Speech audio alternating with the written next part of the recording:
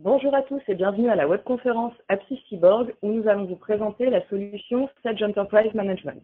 Nous allons passer une petite heure ensemble. Cette session va être animée par Philippe Laviolette, consultant avant-vente Sage X3. Tout au long de cette session, vous pourrez nous poser vos questions sur le bandeau qui se trouve à droite de votre écran et nous y reviendrons en fin de conférence. Bonjour Philippe. Bonjour Charlotte, merci.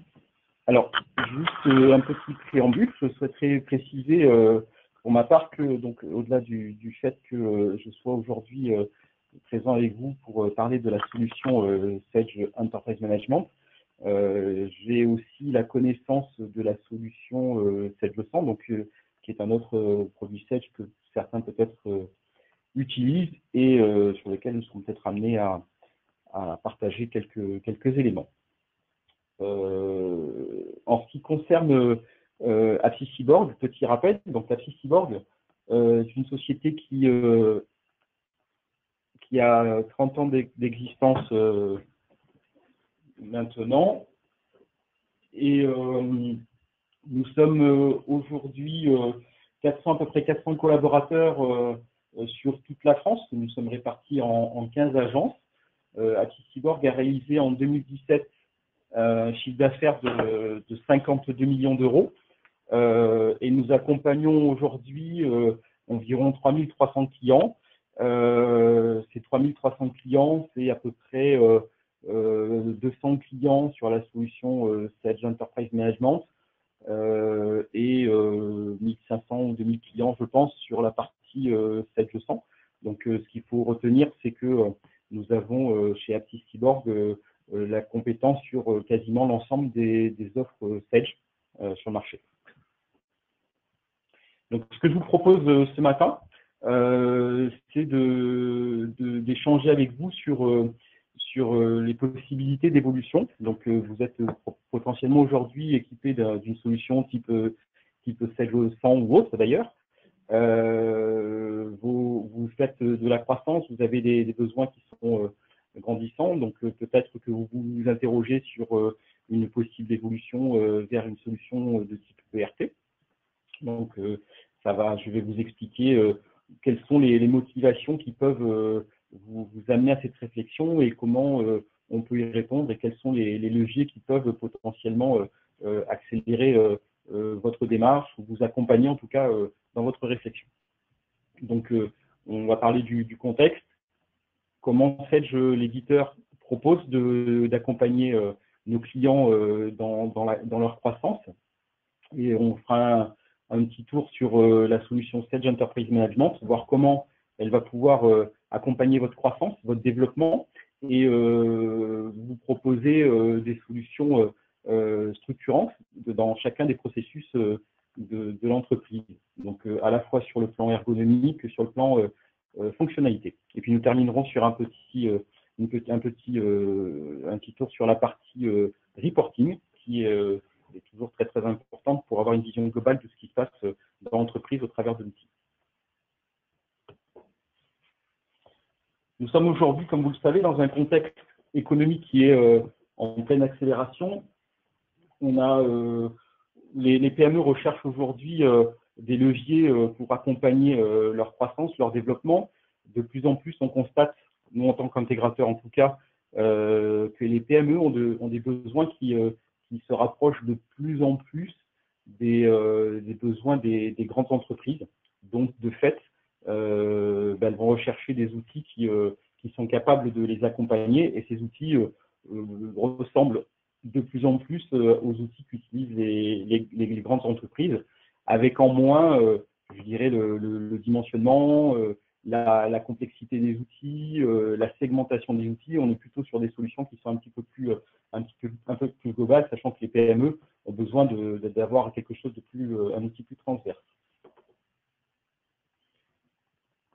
Un des enjeux, on en parle beaucoup, c'est ce qu'on appelle globalement le digital. C'est le traitement, pour faire simple, le traitement de l'information, l'exploitation des données qui circulent dans l'entreprise. Comment avoir une meilleure gestion des données pour avoir une meilleure collaboration, avoir un meilleur partage, une meilleure appropriation. Donc tout ça, c'est des sujets qui sont recherchés par les PME.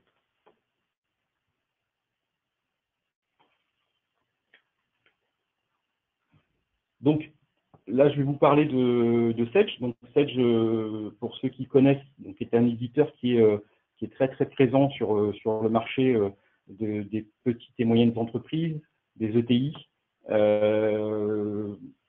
Ils vont être capables de proposer des solutions, quelle que soit la taille de l'entreprise.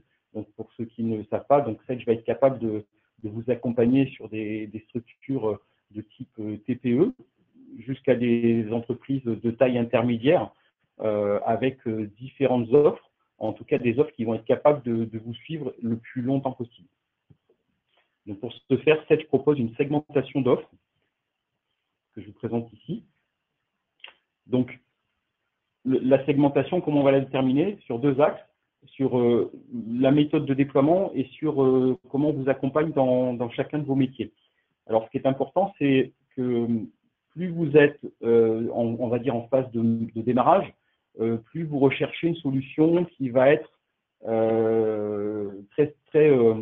très figée, c'est-à-dire que on n'ouvre pas forcément, l'éditeur ne va pas forcément ouvrir l'outil pour permettre de faire, on va dire, du sur-mesure.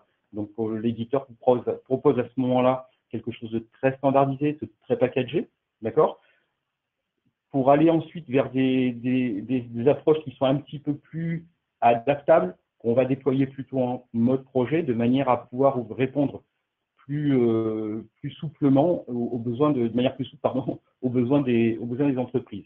Donc là, je vous présente trois niveaux. Donc le niveau 700, donc 700 entreprises, donc on est sur du packagé, vers du niveau Enterprise Management, donc l'ERP de Sedge, où on est en principe dans une logique de déploiement en mode projet, avec une très grande ouverture de l'offre, avec la possibilité de pouvoir, entre guillemets, répondre à toutes les spécificités de chacune des PME.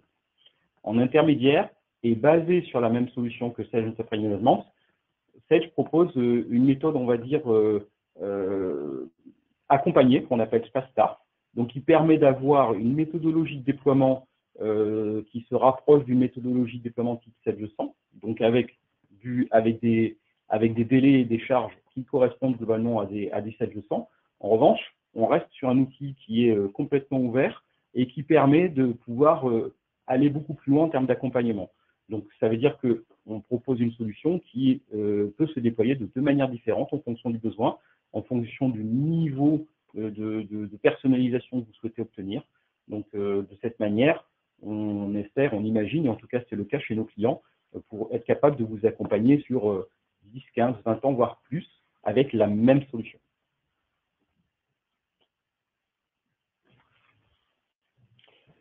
Alors, cette solution, elle comprend quoi? Elle va comprendre évidemment l'ensemble des domaines fonctionnels attendus. Donc, on va parler de gestion financière, on va parler de logistique, on va parler de gestion de production, on peut parler de gestion de ressources humaines. Le tout pouvant être géré soit de manière hébergée, soit de manière ce qu'on appelle on-premise, c'est-à-dire déployé sur vos machines dans vos locaux. Donc, la solution est capable de pouvoir être déployée dans n'importe quel contexte d'infrastructure. Donc, ça, c'est important de le retenir. Je vais juste faire un petit point sur les domaines. Ce qu'on appelle gestion financière, c'est tout ce qui est comptabilité générale, analytique, auxiliaire, budgétaire, la gestion d'immobilisation, de la trésorerie. Vous voyez, c'est quelque chose de très large et c'est quelque chose, j'en reparlerai, qui a pour particularité dans un ERP d'avoir une vision et une ouverture sur l'ensemble des autres modules sans avoir à faire des interfaces ou des connexions avec d'autres solutions. Donc, ça limite considérablement bien toutes les contraintes de l'information. On parle de traçabilité, on parle de piste d'audit. Donc, c'est à partir de ce module-là principalement qu'on va pouvoir le faire. Cela dit, vous pouvez le faire dans n'importe quel domaine puisque chaque module bénéficie de la donnée présente dans les autres modules.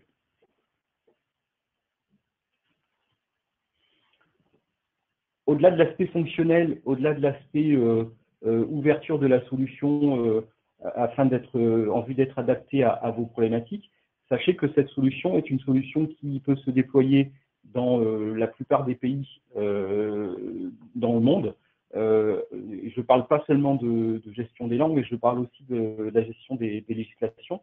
Donc, c'est une solution qui vous permettra, on le verra tout à l'heure, qui vous permettra de pouvoir piloter votre entreprise, quel que soit son développement, que ce soit un développement national, on va dire, ou un développement international. Et ce qui est important et ce qui est très intéressant, c'est que vous allez pouvoir faire cohabiter l'ensemble de ces législations au sein d'un seul et même dossier.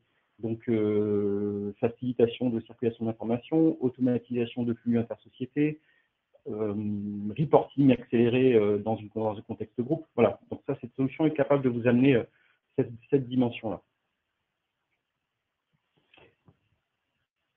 Je vous présente ici quelques exemples d'entreprises. Alors, toutes les entreprises que vous voyez ici étaient équipées de solutions 7G100.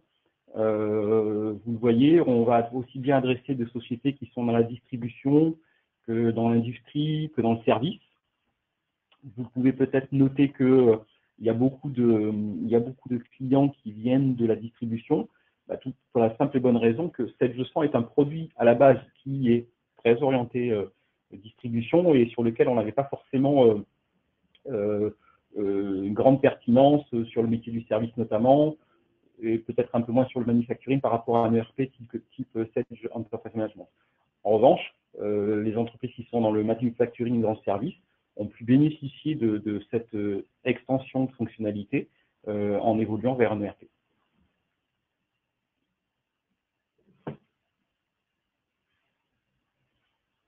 Je vous ai parlé de processus, donc je vais vous présenter un petit peu les fonctionnalités présentes dans la solution et comment on les restitue dans Enterprise Management.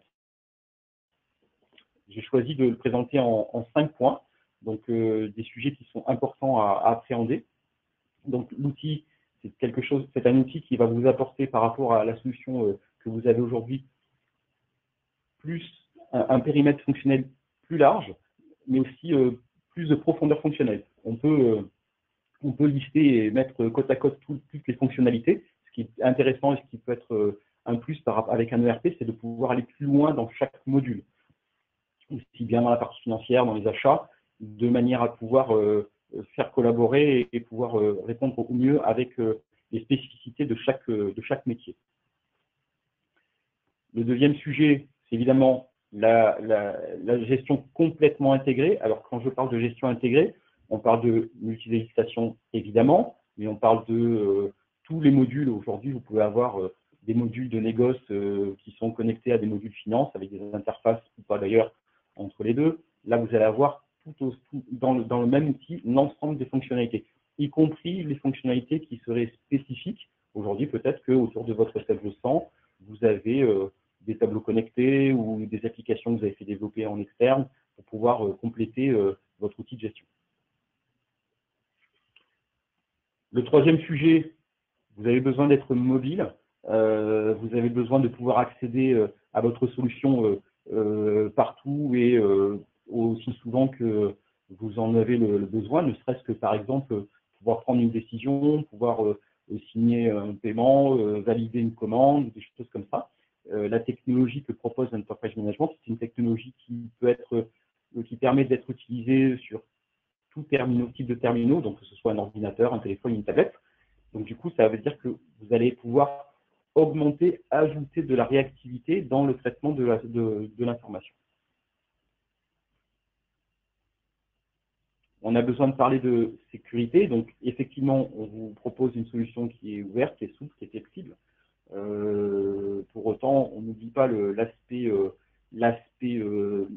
sécurité et l'aspect performance qui sont indispensables si on veut pouvoir bénéficier de toutes les fonctionnalités proposées par la solution. Et enfin, il est évident que si on veut pouvoir être pertinent avec un ERP qui répond aux attentes des PME et non pas aux attentes des grands groupes, c'est un retour sur investissement fort. Donc, un retour sur investissement fort, on va pouvoir l'obtenir par une rapidité de déploiement, par une richesse fonctionnelle standard très importante. On on n'est pas sur une solution où on est amené à tout développer, à tout personnaliser pour pouvoir répondre à vos besoins. La solution Enterprise Management, donc telle que la présente Sage en standard, est dotée d'une très très grande richesse fonctionnelle, ce qui permet d'aller très vite. Donc c'est ce qui nous permet, en l'occurrence, de pouvoir vous proposer des méthodes de déploiement à plusieurs niveaux. Je reviens sur le support que j'ai montré tout à l'heure, à savoir en 2 niveaux, c'est-à-dire une méthodologie entre guillemets, on va dire rapide, et une méthodologie un petit peu plus personnalisée, un peu plus à la carte. Donc les 2 sont faisables grâce à cette fameuse richesse fonctionnelle que propose l'éditeur Sage. Donc ce retour sur investissement, c'est pas un vœu pieux, c'est quelque chose qui est mesuré, qui a été audité. Donc sur le marché, il est reconnu que cette solution Enterprise Management bénéficie effectivement d'un très très fort retour sur investissement. Un retour sur investissement rapide, c'est que très rapidement, dès lors que la solution est en place, les collaborateurs peuvent très très rapidement reprendre le rythme habituel de leur activité, avec du fonctionnement en plus, avec de l'automatisme, et avoir une rentabilité qui s'opère en moins d'1 an. C'est ce qui est important pour des PME.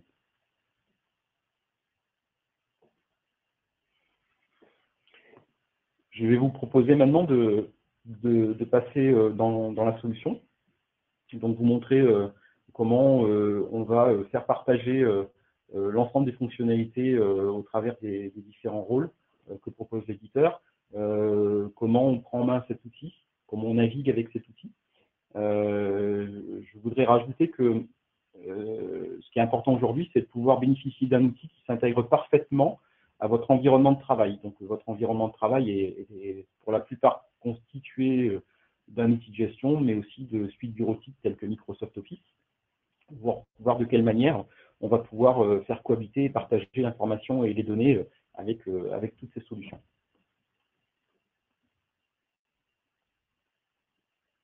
Donc, je vais basculer dans la solution. Donc là, je me retrouve dans la solution Enterprise Management. Donc vous êtes sur une page web. En l'occurrence, ici, j'utilise du Google Chrome. La solution est bien entendu compatible avec de l'Internet Explorer, avec du Firefox, avec du Chrome, mais aussi avec du Safari, de l'Opera.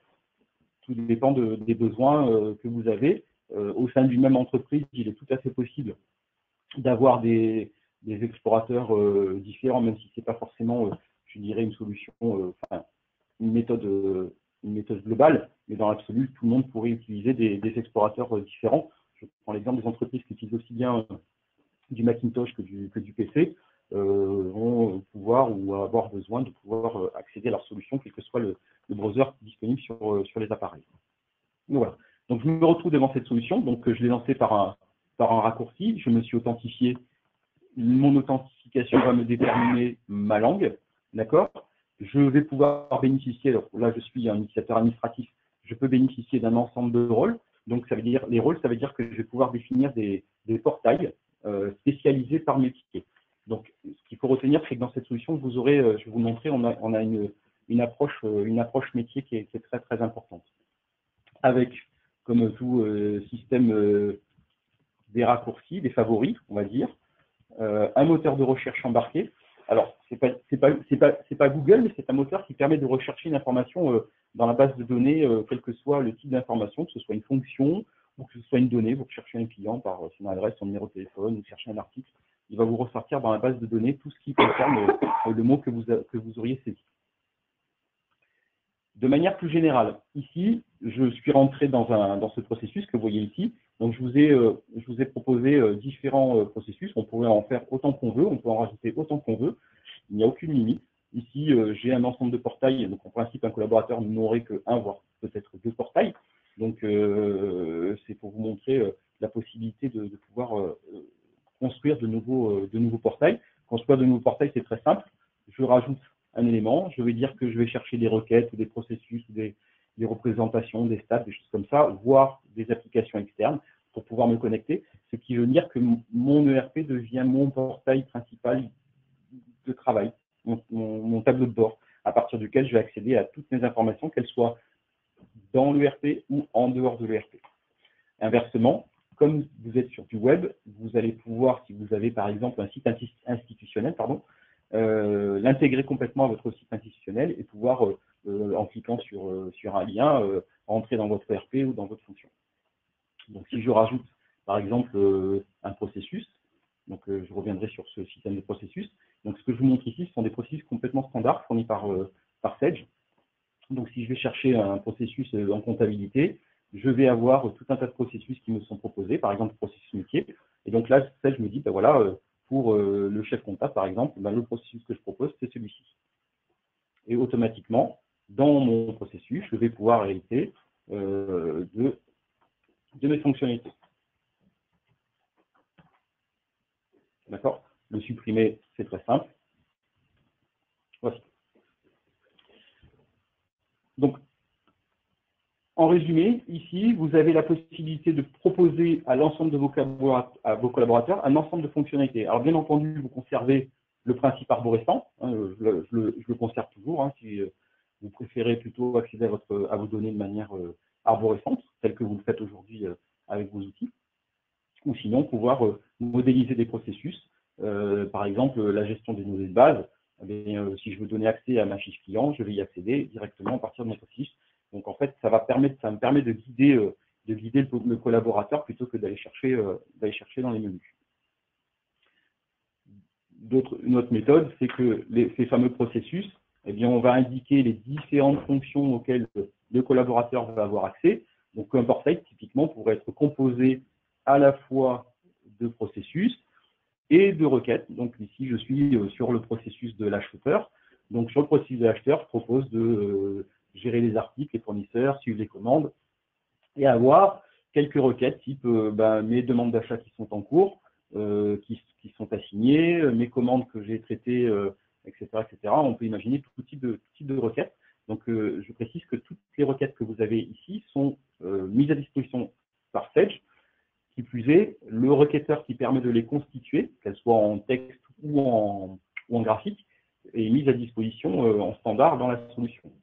L'avantage de ces requêtes, c'est qu'il est tout à fait possible à un moment donné de pouvoir, si j'y arrive, les exporter sur Excel par un simple clic, action et le tableau sur Excel si vous souhaitez le diffuser en imaginant que les personnes à qui vous adressez n'auraient pas accès à l'ERP ou tout simplement pas accès à ces requêtes. Si je reviens sur les principes généraux de la solution Enterprise Management, donc comme je vous l'ai dit, Enterprise Management c'est une solution qui est multi-législation, qui est multi-société, qui est multi-établissement, multi-site, multi-dépôt, multi-tout. Ce qui vous permet, au sein d'un seul et même dossier, de pouvoir gérer ce type de structure. Alors l'intérêt de pouvoir gérer ce type de structure, c'est bien entendu de pouvoir avoir un reporting consolidé et la conciliation, vous la positionnez au niveau où vous le souhaitez.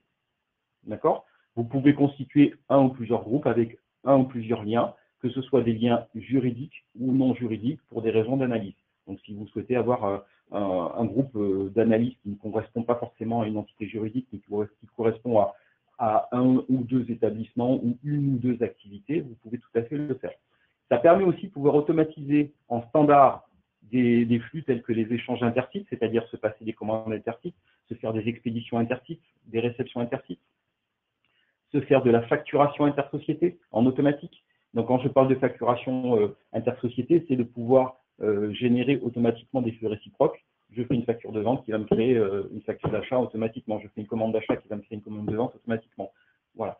Et vous pouvez personnaliser, paramétrer en fonction des sites avec des règles de flux, avec des règles de tarification, avec des règles de pied de pièce, société par société, établissement par établissement. Sur un outil tel que 700, on serait obligé de passer par du développement avec la création d'un dossier spécifique qui va consolider. Donc là, vous l'auriez en standard. On va avoir la possibilité au niveau comptable, évidemment, de pouvoir gérer du multi-axe analytique. Donc, là où vous gérez aujourd'hui des plans, de simples plans, là on va gérer des axes analytiques qu'on va pouvoir croiser.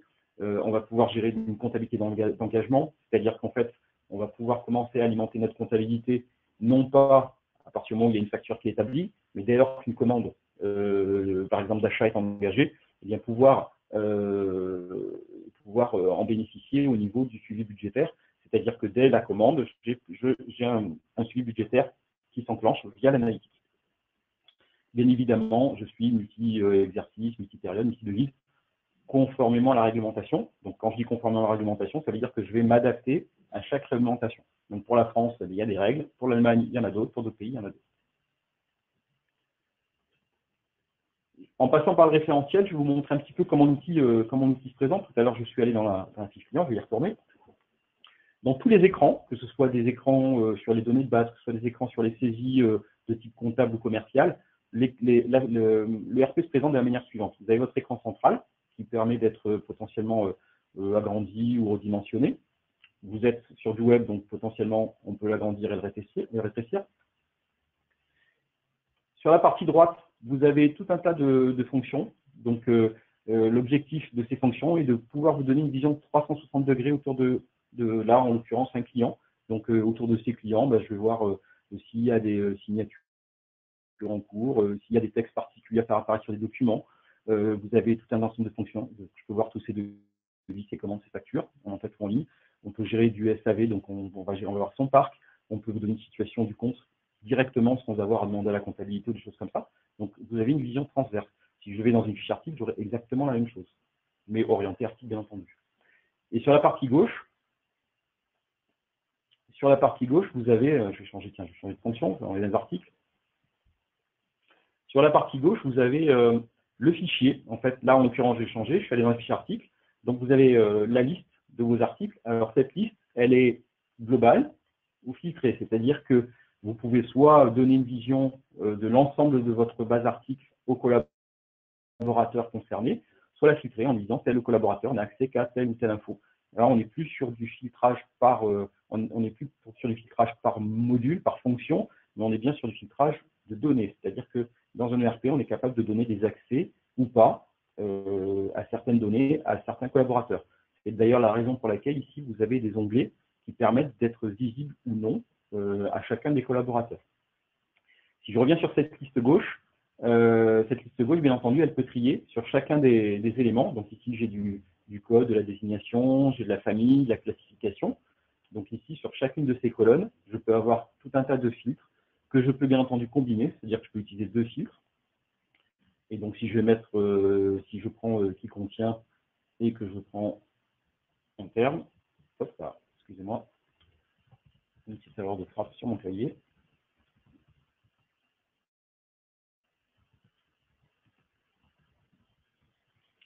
Voici. Je peux avoir qui contient et je vais taper sagement un élément, il va me présenter tous les articles. Cette liste, elle est entièrement paramétrable, c'est-à-dire qu'ici, j'ai un ensemble d'éléments que je peux tout à fait personnaliser, y compris par collaborateur. Vous avez bien entendu la possibilité de pouvoir y associer des photos, de pouvoir y associer des pièces jointes, de pouvoir y associer des commentaires, de pouvoir avoir une gestion dans la problématique de ne pas pouvoir, pour un même article, avoir des règles de gestion différentes. Là, on va pouvoir le gérer. On a la possibilité de personnaliser les écrans. Tous les écrans sont personnalisables. Ici, vous me dites, moi, j'aimerais que la photo, elle soit systématiquement en haut de mon écran. Eh bien, je vais le redéfinir et que la désignation 2, par exemple, elle soit positionnée ici. Eh bien, je vais pouvoir le placer tel que bon me semble pour avoir la fonction la plus optimisée pour les collaborateurs. Toujours en pouvant conserver l'écran d'origine et la fonction personnalisée. Donc là, je ne vais pas l'enregistrer. Donc voilà un petit peu en termes d'ergonomie ce qu'on va pouvoir gérer. Ensuite, on va pouvoir bénéficier de tout un tas de processus. Donc je vous ai montré tout à l'heure un processus que j'ai créé. Donc je vous montre quelques exemples de ce qu'on peut gérer. Donc le processus de l'acheteur que je vous ai présenté. Donc comme vous le voyez ici, chaque processus permet, là je suis dans le processus de suivi de commande, c'est ici, mais je peux aller dans le processus de comment je fais pour suivre un article. Alors l'intérêt, c'est que non seulement vous pouvez guider vos collaborateurs, mais vous pouvez personnaliser en mettant quelques indications qui permettent une appropriation rapide. Vous voyez typiquement un exemple de ce qui permet une prise en main rapide de la solution, que ce soit lors du démarrage de la solution dans l'entreprise ou au moment de l'arrivée d'un collaborateur dans l'entreprise ou un intérimaire. Voilà, tout un tas de contextes où vous avez besoin d'avoir quelque chose facile à prendre en main. Donc, quelques autres exemples, vous voyez, ils sont toujours adaptés. Donc, ce qu'on peut constater dans les processus que propose l'éditeur et qui sont tout à fait personnalisables. C'est assez simple de personnaliser, puisqu'en fait, il suffit de placer des objets et de mettre une fonction derrière pour pouvoir lancer la fonction. Donc, ce qu'on propose dans les processus, ce sont des menus pour accéder aux fonctions, ce sont des mises à disposition de recherche et des mises à disposition d'édition qui permettent de travailler. Nous avons ensuite, je voulais vous parler au niveau de la solution, de l'intégration, de quoi on est capable en termes d'intégration. Là, par exemple, ici, je suis en capacité de vous montrer du reporting. Vous avez peut-être aujourd'hui dans cette leçon un outil qui s'appelle édition pilotée. Donc, édition pilotée, ça s'appuie sur un outil de reporting. Là, on s'appuie aussi sur un outil de reporting. La différence qu'on va avoir ici, c'est pouvoir, à l'intérieur de la solution, proposer des tableaux de bord qui intègrent plusieurs rapports. Nous sommes sur une solution qui est bien entendu entièrement paramétrable. Alors, quand je dis entièrement paramétrable, c'est je peux personnaliser mes écrans, je peux rajouter des fonctions, je peux rajouter des champs, je peux rajouter des tables, je peux rajouter des règles. Je peux faire a priori tout ce que je souhaite. La seule limite potentiellement que je vais avoir, c'est est-ce que j'ai une règle? Si j'ai pas de règle, bien entendu, je ne saurais pas faire, mais si j'ai une règle, on est capable avec cette solution de vous proposer un fonctionnel, et bien entendu qui sera complètement intégré à votre ERP, qui sera dans la même charte graphique que votre ERP et dans les mêmes règles de fonctionnement pour votre ERP, et bien entendu dans le respect des règles de gestion qui sont présentées, proposées par l'ERP. Donc ici, l'outil de reporting, bien entendu, pourra s'adapter et je pourrai rajouter, par exemple, si j'ai rajouté des champs spécifiques ou des fonctions spécifiques, eh bien, je pourrai amender mes environnements décisionnels pour pouvoir les compléter. Donc, qu'il y a environnement décisionnel, ça veut dire que je peux potentiellement partager mes rapports, mais les publier, même les planifier si je le souhaite. Je peux les adresser par email, évidemment. Je peux rajouter des filtres. L'utilisateur aura accès à des fonctions de filtrage, de sélection. Ici, dans mon exemple, ici, j'ai des filtres qui sont proposés par année en l'occurrence ou par société. Donc, ça veut dire que si je change d'exercice, mon rapport va automatiquement se mettre à jour en fonction des filtres que j'ai indiqués. Vous pouvez rajouter des filtres, entièrement les personnaliser. Et bien évidemment, c'est un outil de reporting, donc j'ai accès à une fonction de modification, de création, de conception de reporting. C'est une fonction et c'est un outil de reporting complet auquel je pourrais accéder de manière hors Enterprise Management pour pouvoir créer mes rapports, personnaliser mes rapports, dupliquer mes rapports. Autre information, ce sont des rapports qui s'appuient soit directement sur la base de données, si vous avez besoin d'avoir des rapports qui soient plutôt typés temps réel, soit sur ce qu'on appelle des entrepôts de données, c'est-à-dire que tous les soirs, on va planifier une mise à jour des entrepôts de données avec des vues et des synthèses correspondantes à vos besoins, et vous aurez à ce moment-là du report qui s'appuiera sur l'entrepôt de données avec une restitution, par exemple, à J+1 pour des rapports un peu plus conséquents, tels que des bilans d'activité, tels que des présentations de chiffre d'affaires, des comparatifs N-1, des choses comme ça. Voilà un petit peu la solution dans son ensemble. Bien évidemment, il y a beaucoup de choses à pouvoir vous présenter. Il y a des fonctions transverses de type trésorerie, de type déclaratif. Donc, bien évidemment, tout ce qui est gestion des déclarations, TVA, DAS2 sont bien évidemment intégrés. Vous gagnez beaucoup en ce qu'on appelle en situation d'arrêté, c'est-à-dire si vous faites des situations fin de mois, fin de trimestre, fin de semestre, vous allez pouvoir les produire très rapidement. Donc, nous sommes dans un ERP, donc ça signifie que, par exemple, j'ai en fin de mois un ensemble de bons de livraison pour lesquels mes fournisseurs n'ont pas encore envoyé mes factures. Ça veut dire que je vais pouvoir automatiquement en fin de période générer des écritures de factures non parvenues et les extourner en automatique le mois suivant sans avoir à aller chercher dans tous les services tous les bons de livraison qui ne seraient pas, pour lesquels je n'aurais pas reçu les factures. Donc le système il va être capable, à condition bien sûr de saisir les bons de livraison, de me générer les écritures associées et de les extourner en automatique. Donc voilà. Donc on va essayer avec ce type d'outil de pouvoir vous présenter tous les automatismes possibles qui font souvent défaut à des solutions type 7G100 et qui là pour le coup vont pouvoir être implémentés et même être personnalisés si vous le souhaitez. Mais bon, dans l'absolu, entendez que on est dans un outil où le fonctionnel est très riche et il y a peu de domaines où on ne sera pas capable de vous apporter des solutions. Voilà. J'en ai terminé avec cette petite présentation. Je vais laisser la parole à Charlotte pour conclure. Merci Philippe pour cette présentation.